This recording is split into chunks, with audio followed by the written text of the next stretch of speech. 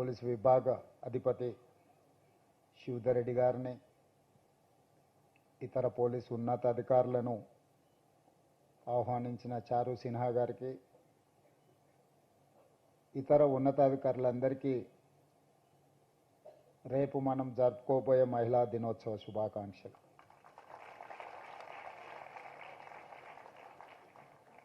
అంతర్జాతీయ మహిళా దినోత్సవ కార్యక్రమాన్ని జరుపుకోవడం ద్వారా మన బాధ్యత తీరిపోయింది. మన రాష్ట్రంలో, మన దేశంలో మహిళలకు సంపూర్ణమైన రక్షణ కల్పించమని ఎవరైనా భావిస్తే అది అసంపూర్తి అని నేను భావిస్తున్నాను. అందుకే ఈనాడు తెలంగాణ రాష్ట్ర ప్రభుత్వం ఒక మహిళ నాయకత్వం వహించిన పార్టీ నుంచి ఏర్పడ్డది. తెలంగాణ ఏర్పాటు బిల్లును ఇంకొక మహిళా లోక్సభ స్పీకర్గా బాధ్యత నిర్వహించి ఈ రాష్ట్రాన్ని ఏర్పాటు చేయడం జరిగింది. ఈ దేశానికి రాష్ట్రపతిగా, ఈ దేశానికి ప్రధానమంత్రిగా, ఈ దేశంలో లోక్సభ స్పీకర్గా, వివిధ రాష్ట్రాలలో ముఖ్యమంత్రులుగా మహిళలకు అవకాశం ఇచ్చిన 140 సంవత్సరాల చరిత్ర కలిగిన కాంగ్రెస్ పార్టీకి ఈరోజు తెలంగాణ రాష్ట్రంలో ప్రజలు అధికారం కట్టబెట్టింది. ప్రతిభా పాటిల్ కావచ్చు, శ్రీమతి ఇందిరాగాంధీ గారు కావచ్చు, శ్రీమతి సోనియా గాంధీ గారు కావచ్చు, శ్రీమతి మీరా కుమార్ కావచ్చు, ఇలా చెప్పుకుంటూ వెళ్తే స్వతంత్రానికి ముందు, స్వతంత్రం వచ్చిన తర్వాత రాజకీయ పార్టీలలో మహిళల యొక్క ప్రాధాన్యతను గుర్తించి మహిళలకు అత్యంత బాధ్యతాయుతమైన పదవులను కట్టబెట్టి సమర్థవంతంగా వాళ్ళు ఆ బాధ్యతలను నిర్వహించారు. శక్తిని మనం మహిళతో పోలుస్తాం, అభివృద్ధిని, కుటుంబం యొక్క గౌరవాన్ని నిలబెట్టడానికి మహిళతోనే పోలుస్తాం. కానీ అలాంటి మహిళకు రక్షణ కల్పించలేకపోతున్నామో, అభద్రతా భావంలో మహిళలు ప్రతిరోజు ఇంటి నుంచి బయలుదేరుతున్నారు అని అంటే అది ఏ యొక్క రాష్ట్ర ప్రభుత్వానికి గౌరవం కాదు. అందుకే తెలంగాణ రాష్ట్ర ప్రభుత్వం ఈ రాష్ట్రంలో ఇంతకుముందు మహిళా వేధింపు కార్యక్రమాలు పట్టణాలకే పరిమితమయ్యేది, లేదా కొన్ని కళాశాలలోనో లేకపోతే పబ్లిక్ ప్లేసెస్లోనో మహిళలు వేధింపులకు గురయ్యేది. సాంకేతిక పరిజ్ఞానం పెంపొందిన ఈ సమయంలో cyber crime, social media also is playing a crucial role in harassment of women. Here, మహిళా రక్షణ కోసం చట్టాలు చేయడం, మహిళా రక్షణ కోసం పోలీసుల పర్యవేక్షణ చేయడంతోనే మన బాధ్యత అయిపోయింది అని భావిస్తే మన బాధ్యత పూర్తి అవ్వలేదు. ఈరోజు సమాజంలో ఉండే మనము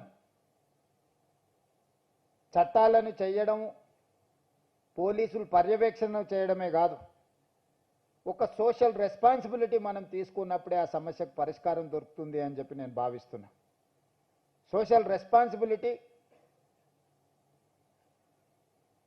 మన కుటుంబ సభ్యులను ఎవరైనా వేధింపులకు పాల్పడ్డప్పుడు, మన కుటుంబ సభ్యులకు చదువుకునే కళాశాలలోనో, ఉద్యోగం చేసుకునే ప్రాంతంలోనో, లేదా పబ్లిక్ ప్లేసెస్, రైల్వే స్టేషన్ కావచ్చు, బస్ స్టాండ్ కావచ్చు, ఇంకెక్కడైనా సినిమా హాల్ కావచ్చు, ఎక్కడికైనా వెళ్ళినప్పుడు మన కుటుంబ సభ్యులకు జరిగే అసౌకర్యం కానీ, అవమానం కానీ మనం ఏ విధంగా ఆలోచన చేస్తామో ఇతర ఆడపిల్లల పట్ల కూడా మనం అదే విధంగా ఆలోచన చేసి దానికి అవసరమైన నివారణ చర్యలు తీసుకోవాలని చెప్పి తెలంగాణ రాష్ట్ర ముఖ్యమంత్రిగా మీ అందరికీ సూచన చేస్తున్నా. నేను ఈరోజు తెలంగాణ రాష్ట్రం అభివృద్ధి చెందుతున్న రాష్ట్రం.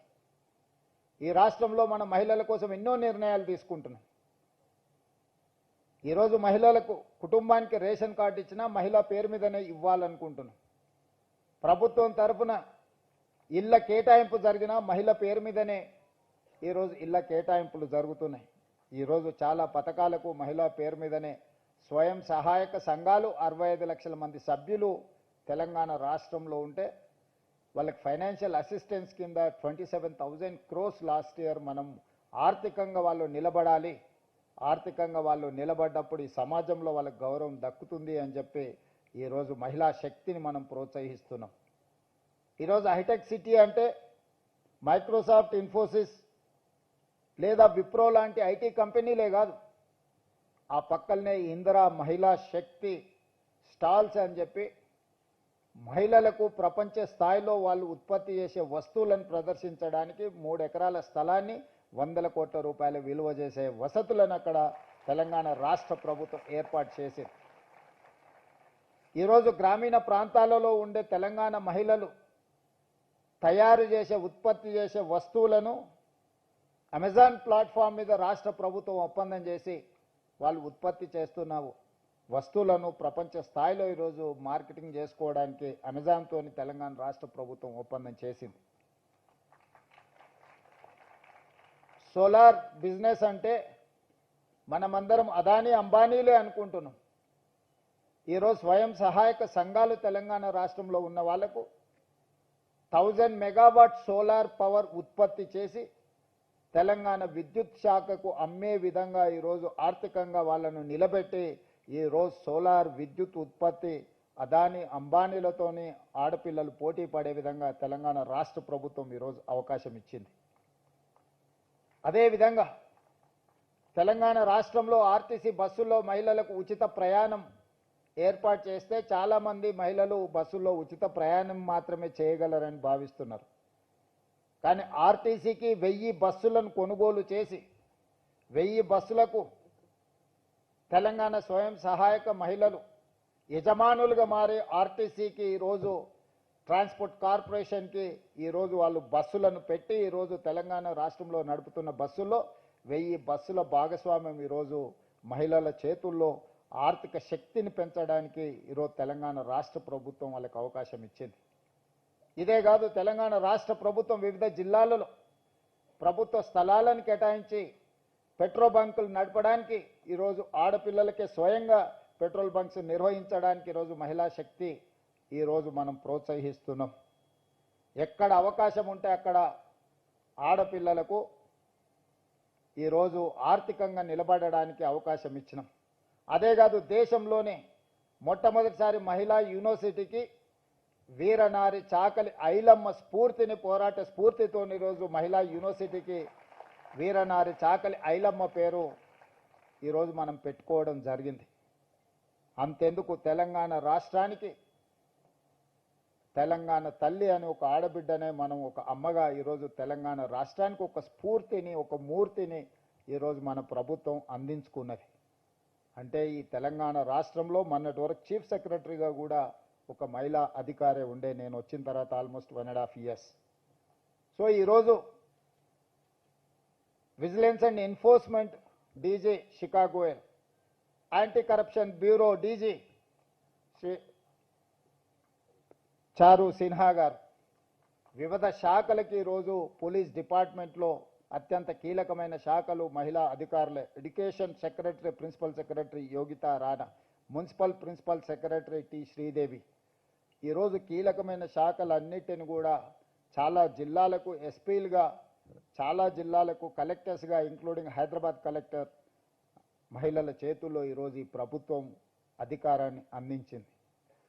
ఈ రాష్ట్ర ప్రభుత్వానికి మహిళల యొక్క శక్తి, మహిళల యొక్క నైపుణ్యం పట్ల సంపూర్ణమైన విశ్వాసం ఉన్నది.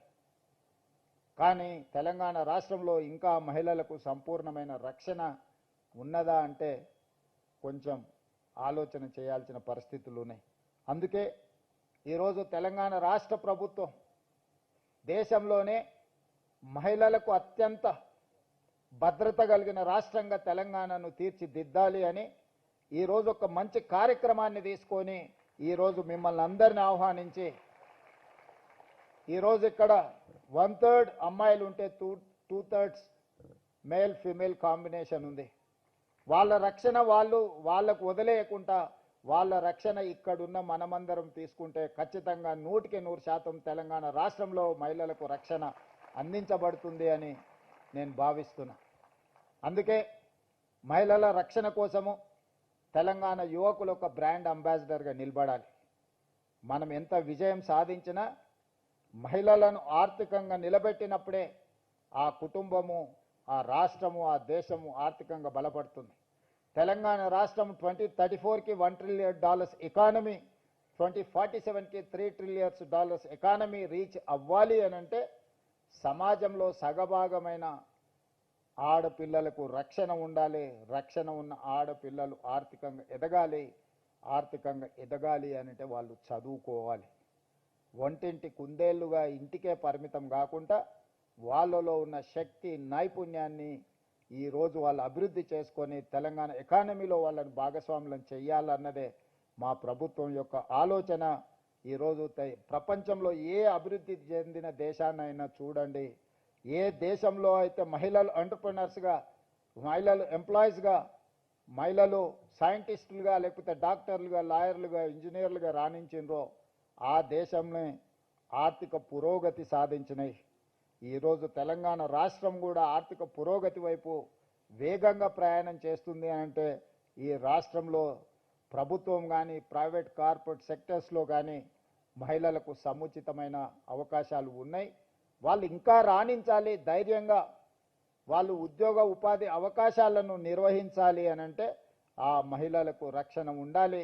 ఆ రక్షణ కల్పించే బాధ్యత చట్టాలు చేయడమో, పోలీసుల పహారాలు కాయడమో సరిపోదు. మనందరం కూడా సామాజిక బాధ్యతగా తీసుకోవాలి.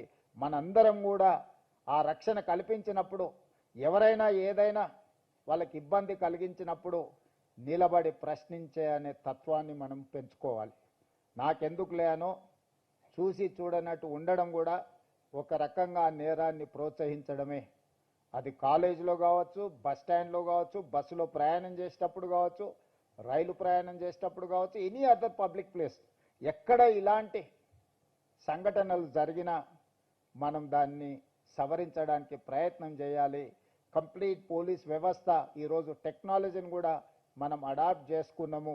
ఈరోజు ఫిజికల్ క్రైమ్ కంటే కూడా సోషల్ క్రైమ్ పెరిగిపోయింది, సోషల్ మీడియా క్రైమ్ పెరిగిపోయింది, సైబర్ క్రైమ్ పెరిగిపోయింది. ఆడపిల్లల్ని వేధించడానికి ఈరోజు టెక్నాలజీని కూడా ఎక్కువగా వినియోగిస్తున్నారు. డీప్ ఫేక్ వీడియోస్ తయారు చేస్తున్నారు. వీటన్నిటిని కూడా మనం ప్రభుత్వ పరంగా నియంత్రించడానికి మన సైబర్ క్రైమ్ డిపార్ట్మెంట్ని కూడా ఎంపవర్ చేసినాం. Chicago L is working on that. And ఈ రక్షణకు సంబంధించి కూడా చారు సిన్హా గారు పూర్తి స్థాయిలో ప్రయత్నం చేస్తున్నారు. మీరు, మనము అందరం స్టాండ్ విత్ హర్ అంటే స్లోగన్ రాగానే లేచి నించోవడం కాదు, మనందరం సమస్య వచ్చినప్పుడు నించోవడం అని నేను భావిస్తున్నా. ఇంతకుముందు స్టాండ్ విత్ హర్ అని ఆ సాంగ్ వచ్చినప్పుడు మా అబ్బాయిలు మిత్రులందరూ ఆలోచన చేస్తారు, కొంచెం లేచి నించోవాలన్నా వద్దా, కూర్చోవాలన్నా. ఆ సంశయం వద్దు.